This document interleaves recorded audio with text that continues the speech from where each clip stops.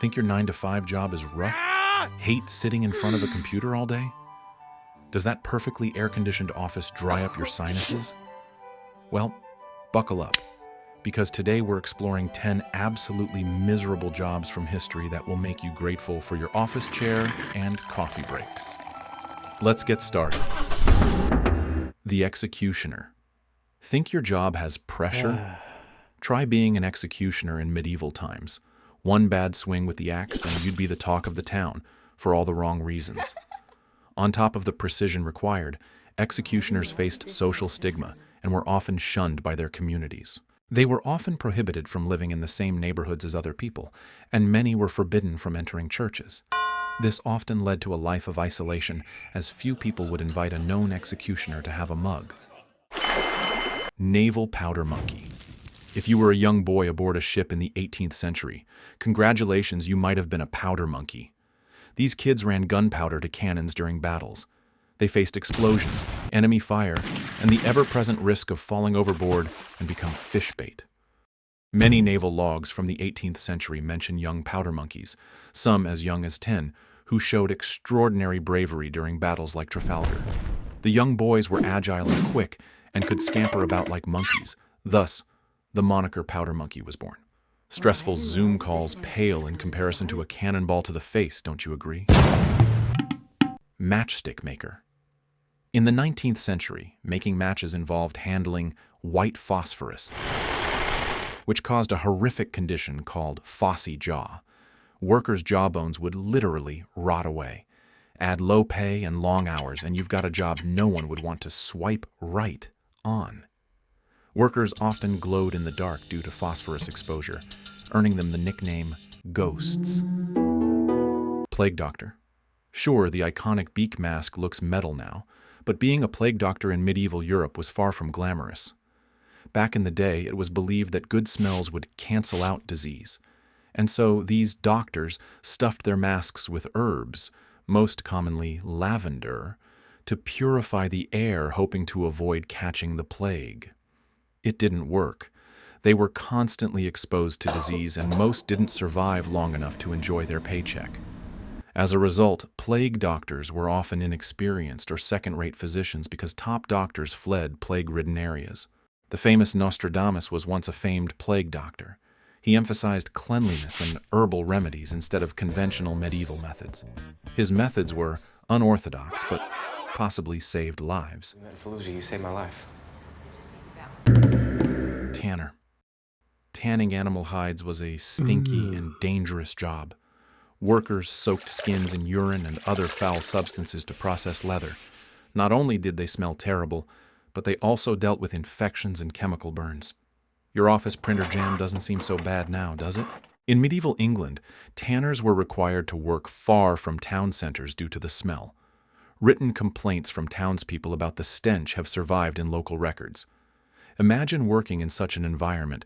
Nobody would want to be near you after work. Chimney sweep. Being a chimney sweep in 18th and 19th century England was a nightmare, especially for children.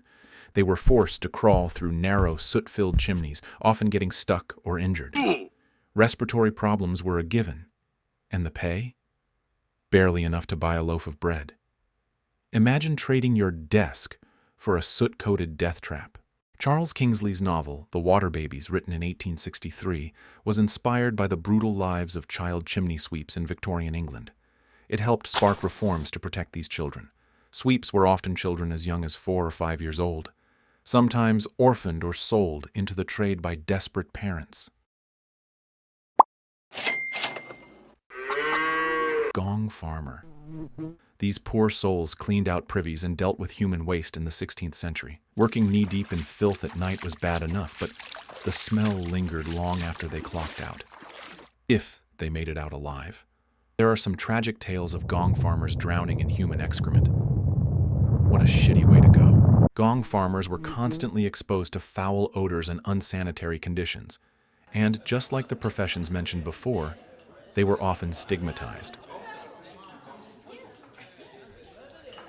So, off with the other outcasts, right? Nope.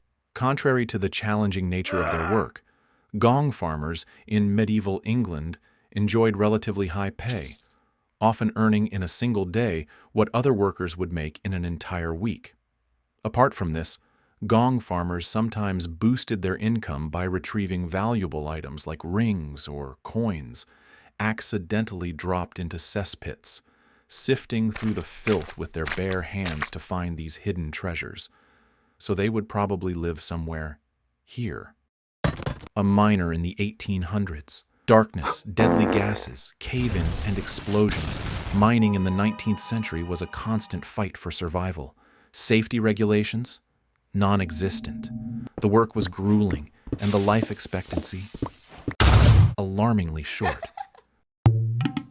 Rat catcher. The rat. It's fucking Jimmy. Before pest control was a thing, rat catchers used their bare hands to deal with infestations. Rats were aggressive, carried diseases, and often bit their captives. If you thought your coworker's attitude was bad, imagine dealing with a horde of angry rodents. Jack Black, Queen Victoria's official rat catcher, claimed to have domesticated rats and even bred them as pets for wealthy clients. Rat catchers were critical during the bubonic plague outbreaks, risking their lives to control rat populations. Leech collector. Leech collectors, often women, were documented in rural Britain in the 19th century. Leeches were in such high demand due to their medical use that some regions experienced shortages. A common technique involved using their own bare legs to lure leeches, enduring constant bites and infections. And the pay? About as bad as the job itself. So the next time you're frustrated by emails, meetings, or your boss's terrible jokes, remember that these jobs existed, and in some countries, especially developing ones, they still do. But that is a video for another time. I hope you enjoyed this video and learned something new. See you in the next one.